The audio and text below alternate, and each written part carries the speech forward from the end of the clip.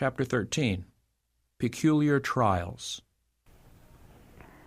The position that my husband has so long occupied in the cause and work of God has been one of peculiar trials. His adaptation to business and his clear foresight have led his ministering brethren to drop responsibilities upon him which they should have borne themselves. This has made his burdens very great. And while his brethren have not taken their share of the burdens, they have lost a valuable experience which it was their privilege to obtain had they exercised their minds in the direction of caretaking, of seeing and feeling what must be done for the upbuilding of the cause. Great trials have been brought upon my husband by his ministering brethren's not standing by him when he most needed their help. The disappointment he has repeatedly felt when those whom he depended upon failed him in times of greatest need has nearly destroyed his power to hope and believe in the constancy of his ministering brethren. His spirits have been so wounded that he has felt justified in being grieved, and he has allowed his mind to dwell upon discouragements. This channel of darkness God would have him close, for he is in danger of making shipwreck here. When his mind becomes depressed, it is natural for him to bring up the past and dwell upon his past sufferings, and unreconciliation takes hold upon his spirits that God has suffered him to be so beset with trials unnecessarily brought upon him. The Spirit of God has been grieved because he has not fully committed his ways to God and trusted himself entirely in his hands, not allowing his mind to run in the channel of doubt and unbelief in regard to the integrity of his brethren. In talking doubts and discouragements, he has not remedied the evil, but has weakened his own powers and given Satan advantage to annoy and distress him. He has erred in talking out his discouragements and dwelling upon the unpleasant features of his experience. In thus talking, he scatters darkness but not light. He has at times laid a weight of discouragement upon his brethren, which did not bring to him the least help, but only weakened their hands. He should make it a rule not to talk unbelief or discouragement or dwell upon his grievances. His brethren generally have loved and pitied him, and have excused him in this, knowing the pressure of care upon him and his devotion to the cause of God. My husband has labored untiringly to bring the publishing interest up to its present state of prosperity. I saw that he had more sympathy and love from his brethren than he had thought he had. They eagerly search the paper to find something from his pen. If there is a tone of cheerfulness in his writings, if he speaks encouragingly, their hearts are lightened, and some even weep with tender feelings of joy.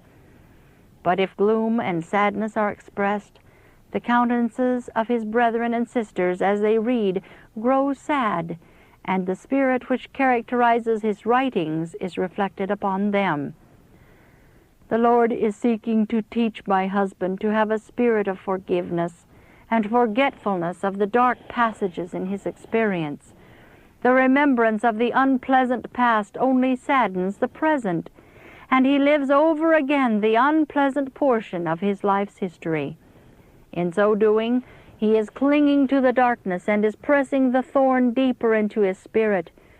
This is my husband's infirmity, and it is displeasing to God. This brings darkness and not light.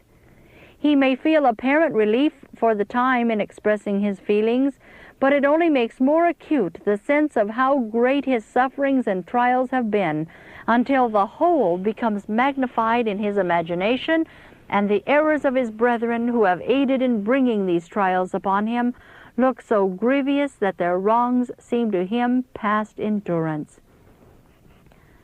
My husband has cherished this darkness so long by living over the unhappy past that he has but little power to control his mind when dwelling upon these things. Circumstances and events which once he would not have minded magnify before him into grievous wrongs on the part of his brethren. He has become so sensitive to the wrongs under which he has suffered that it is necessary that he should be as little as possible in the vicinity of Battle Creek, where many of the unpleasant circumstances occurred. God will heal his wounded spirit, if he will let him. But in doing this, he will have to bury the past. He should not talk of it or write of it. It is positively displeasing to God for my husband to recount his difficulties and his peculiar grievances of the past.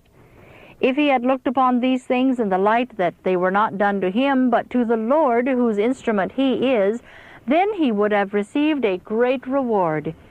But he has taken the murmurings of his brethren as though done to himself, and has felt called upon to make all understand the wrong and wickedness of thus complaining of him, when he did not deserve their censure and abuse. Had my husband felt that he could leave this matter all with the Lord, and that their murmurings and their neglect were against the master instead of the servant in the master's service, he would not have felt so aggrieved, and it would not have hurt him. He should have left it with the Lord, whose servant he is, to fight his battles for him and vindicate his cause. Then he would have finally received a precious reward for all his sufferings for Christ's sake. I saw that my husband should not dwell upon the painful facts in our experience. Neither should he write his grievances, but keep as far from them as he can. The Lord will heal the wounds of the past if he will turn his attention away from them. For our light affliction, which is but for a moment, worketh for us a far more exceeding and eternal weight of glory, while we look not at the things which are seen, but at the things which are not seen. For the things which are seen are temporal, but the things which are not seen are eternal.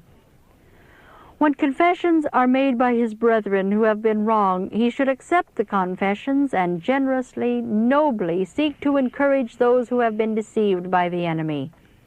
He should cultivate a forgiving spirit, and should not dwell upon the mistakes and errors of others, for in so doing he not only weakens his own soul, but tortures the minds of his brethren who have erred, when they may have done all that they can do by confession to correct their past errors. If God sees it necessary that any portion of their past course should be presented before them, that they may understand how to shun errors in future, he will do this work. But my husband should not trust himself to do it, for it awakens past scenes of suffering that the Lord would have him forget.